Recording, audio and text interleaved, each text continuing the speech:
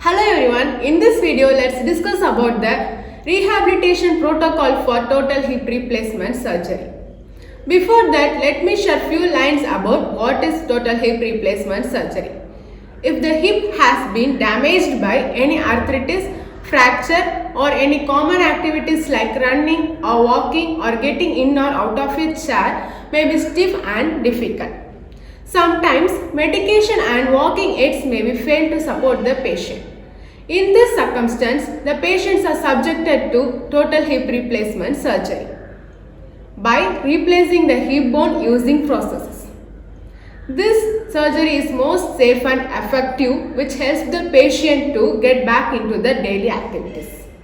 Now let's discuss about the management. Before entering into the physiotherapy protocol, we have to assess the patient condition as well as details. For that, first subjective assessment.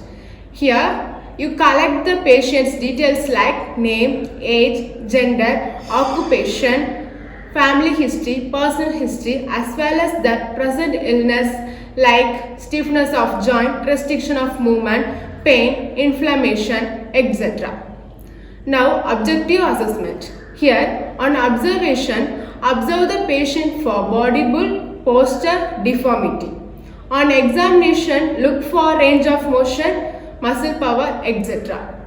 And palpation, palpate the patient for warmth, tenderness, muscle tone, etc. Then let's move to the management. The physiotherapy management is of two types: pre-operative management and post-operative management. The pre-operative management is differ according to the patient's condition.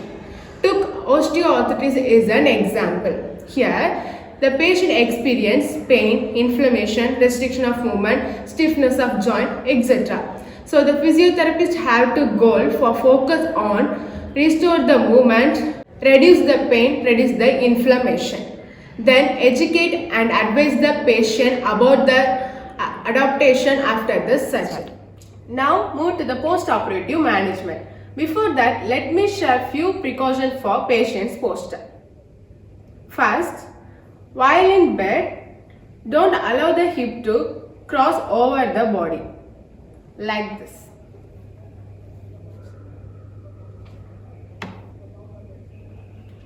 Don't flex or extend the hip. Don't abduct or adduct the hip. Keep in neutral position. While walking, don't turn the body with hip. Only turn the body using walker. While sitting, don't flex the body towards the fore or leg. Now let's start with the post-operative management. Here, the post-operative management consists of three phases: phase 1, phase 2 and phase 3. The phase 1 is the phase for post-operative phase, which begins from day 1 after the surgery to the discharge. Phase 2 is the phase for mobility and the phase 3 is for strengthening. In the phase 1, we goals to strengthen the muscle, prevent dislocation and relieve pain. For angle pump exercise, plantar flex and dorsiflex the angle.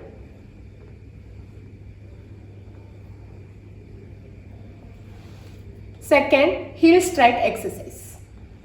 Slightly flex the knee and strike the heels in the bed, forward and backward.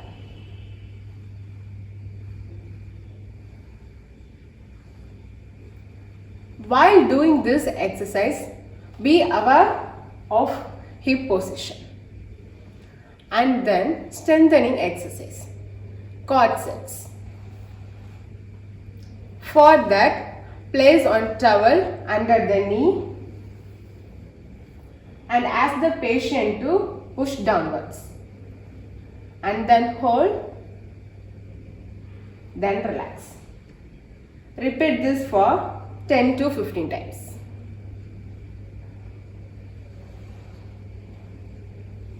Start. To strengthen the gluteal muscles, place the towel under the hip and ask the patient to push downward. And then hold then relax. Repeat this for 5 to 10 times.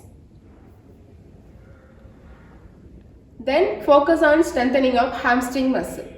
For that, ask the patient to flex the knee and then dorsiflex the ankle. Give force and then hold it for few seconds. Then relax. Now let's see about the phase 2.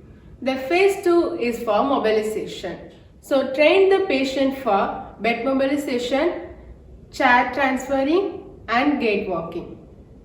First, let's start with the bed mobilization. Now, transfer the patient from one end to the other end within the bed. Then transfer the patient from bed to the chair. Then train the patient for gait walking. We know this is the phase for mobility. After the completion of chair and bed mobilization, train the patient for walking. For that, first wake up the patient from the bed. This time, notice the patient's hip. Don't allow the leg to cross over the body.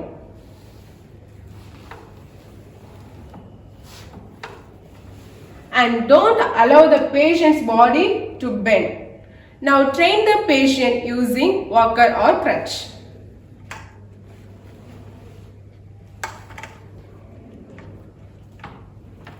This is the phase of non-weight bearing. So don't allow the leg to face the floor.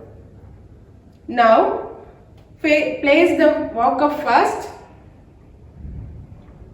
and then the unaffected leg.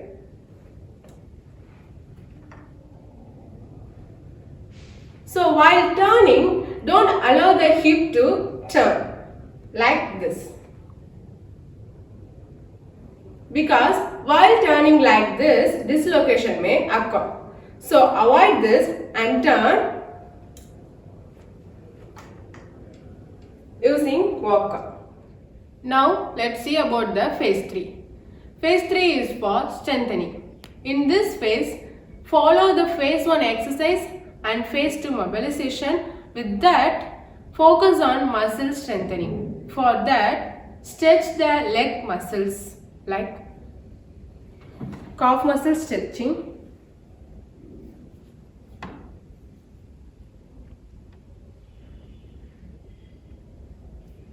hamstring stretching,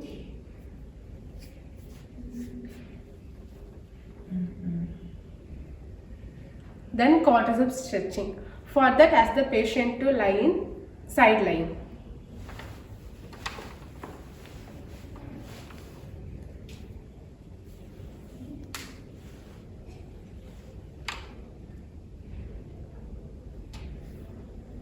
Start. Now the patient is ready for weight bearing gait. So prepare and train the patient for walking. First, stride walking. If the patients feel any unbalance or coordination problems, then you can support the patient using any supportive aids or physiotherapist hands. Then side walking.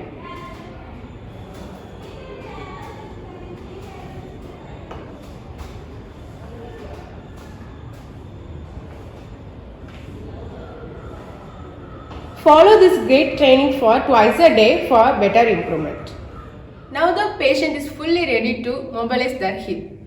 Now instruct them to be aware of their own posture, whatever they do.